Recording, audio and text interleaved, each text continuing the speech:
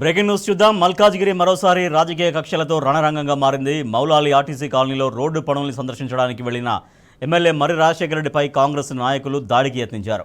కొంతకాలంగా ఆ కాలనీలో రోడ్లు మరమ్మతులు జరగలేదు. అయితే ఇటీవలే పనులు ప్రారంభం కావడంతో వాటిని పరిశీలించేందుకు ఎమ్మెల్యే రాజశేఖర రెడ్డి అక్కడికి వెళ్లారు.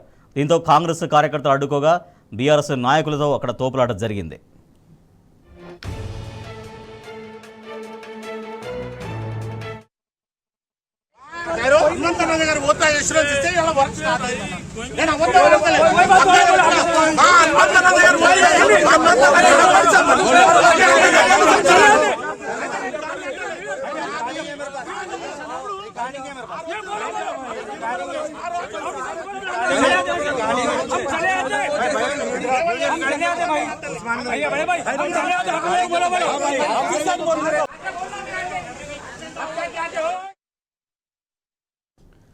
మల్కాజ్గిరి మరోసారి రాజకీయ కక్షలతో రణరంగంగా మారింది. మౌలాలి ఆర్టీసీ కాలనీలో రోడ్డు పనుల్ని సందర్శించడానికి వెళ్లిన ఎమ్మెల్యే మర్రి రాజశేఖర రెడ్డిపై కాంగ్రెస్ నాయకులు దాడికి యత్నించారు.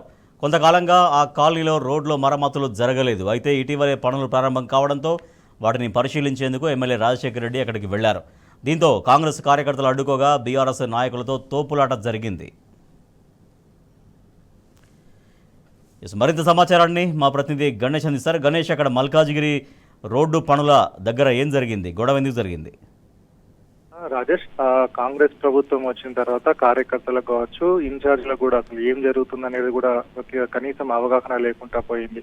గత కొద్ది రోజులుగా అంటే అటు ఎంపీ ఎలక్షన్లు కావచ్చు, అంతకు ముందు జరిగిన ఎమ్మెల్యే ఎలక్షన్స్ వల్ల కోడ్లో ఉండడం వల్ల మల్కాజ్గిరి నియోజకవర్గంలోని మౌలాలి డివిజన్ కు సంబంధించిన రోడ్డు పనులు ఆగిపోవడం జరిగింది. అక్కడ చాలా ఇబ్బందులు నెలకొనేవి. కానీ జిహెచ్ఎంసీకి సంబంధించి జిహెచ్ఎంసీ ఫండ్ ద్వారా ఏదైతే డివిజన్ మౌలాలి డివిజన్ ఉందో అక్కడ దానికి సంబంధించిన రోడ్డు పనులకు సంబంధించిన నిధులు విడుదల కావడం జరిగింది. రోడ్డుకు సంబంధించి అటు ఎలక్షన్ కోడ్ ముగిసిన నేపథ్యంలో పనులను ప్రారంభించడం జరిగింది. ఇందుకు సంబంధించి గత కొద్ది రోజులుగా మల్కాజ్గిరి నియోజకవర్గంలో గత సంవత్సరాలుగా ఏదైతే పేరుకుపోయిన పెండింగ్ సమస్యలు ఉన్నాయో వాటన్నిపైన కూడా మల్కాజ్గిరి ఎమ్మెల్యే మర్రి రాజశేఖర రెడ్డి ఉదయం నుంచి సాయంత్రం వరకు వాటిని పర్యవేక్షించడం జరుగుతుంది. ఇందులో భాగంగానే నేడు ఏదైతే మౌలాలి డివిజన్ లోని రోడ్డు పనులు సాగడం జరుగుతుంది, కాలనీకి వెళ్లడం జరిగింది. అక్కడ పనులు పర్యవేక్షించడం జరిగింది. అక్కడ ఉన్న డిఈ మహేష్ ను కూడా తనతో పాటు వెళ్లడం జరిగింది.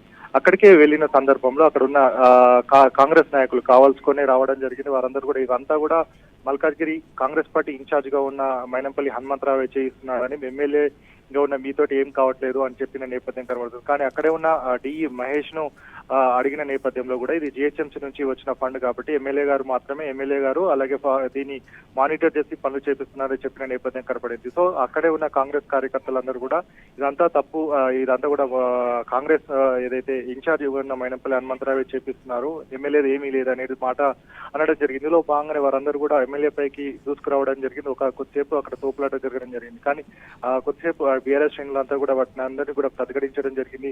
కానీ ఇక్కడ చూసుకున్నట్టయితే ఒక ప్రజాప్రతినిధులు గతంలో ప్రభుత్వంలో ఉన్నప్పుడు కూడా ఏ ఎమ్మెల్యే ఎవరున్నా సరే అక్కడ నిధులు కావచ్చు ఏది ఉన్నా కానీ ఆ ఎమ్మెల్యేకి ప్రాధాన్యత ఉండేది. కానీ ఇప్పుడు చూసుకున్నట్టయితే స్థానికంగా ఉన్న ఎమ్మెల్యే కావచ్చు ఎవరు కూడా వారికి ప్రాధాన్యత ఇవ్వడం లేదు. కనీసం ఏదైతే వారికి స్థానికంగా ఉన్న కళ్యాణ లక్ష్మి చెక్కులను కూడా స్థానికంగా గెలిచిన ఎమ్మెల్యే కాకుండా కాంగ్రెస్ ఇన్ఛార్జ్ గా ఉన్న వారు కావచ్చు, స్థానిక సెకండ్ గ్రేడ్ లీడర్ ఎవరైతే ఉండడం జరుగుతుందో వారికే ఇవ్వాలి అని కూడా హైకమాండ్ నుంచి చెప్పారని కూడా వీరు చెప్పుకొని తిరగడం జరుగుతుంది.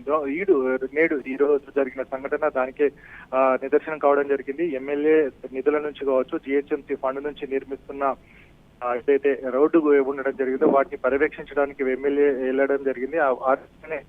కనీస అవగాహన లేకుండా కాంగ్రెస్ కార్యకర్తలు ఎమ్మెల్యే దాడికి దిగడం పట్ల కూడా బీఆర్ఎస్ శ్రేణులు కావచ్చు, ప్రజాసమికవాదులు కావచ్చు, కాలనీ వారందరూ కూడా కొంచెం సేపు విస్మయాన్ని చేయించడం జరిగింది. ఎందుకంటే ఎమ్మెల్యేనే మానిటరింగ్ చేస్తారు. అక్కడ సమస్యలు ఉన్నా కానీ స్థానికంగా ఉన్న అధికారులతో ఆ పనులు చేపించే బాధ్యత వారిపైనే ఉంటుంది. కాబట్టి అలాంటి సమస్య వారే చేస్తారు. కాబట్టి ఓడిపోయిన వారు కావచ్చు ఎవరైనా ఉన్నా సరే కూడా వారికి ఎమ్మెల్యే ద్వారానే ప్రాధాన్యత ఉంటుంది కానీ వేరే వారి ద్వారా ఉండదు అనేది కూడా వారు కూడా చెప్పిన నేపథ్యం. కానీ ఇట్లాంటి సమస్యలు ఇట్లాంటి క్రియేట్ చేస్తే అభివృద్ధి అనేది కుంటుపడుతుందని కూడా చాలా మంది చెప్తున్న నేపథ్యం కనబడుతుంది. మొత్తంగా వేరే శ్రేణులంతా కూడా వీటిని ఖండించడం జరిగింది. మరోసారి ఇట్లాంటి సంఘటనలు పునరావృతం కాకుండా పోలీసులు కావచ్చు అధికారులు కూడా ప్రోటోకాల్ పాటించాలని కూడా వారు చెప్పిన నేపథ్యం కనబడుతుంది. Rajesh, right, thank you Ganesh.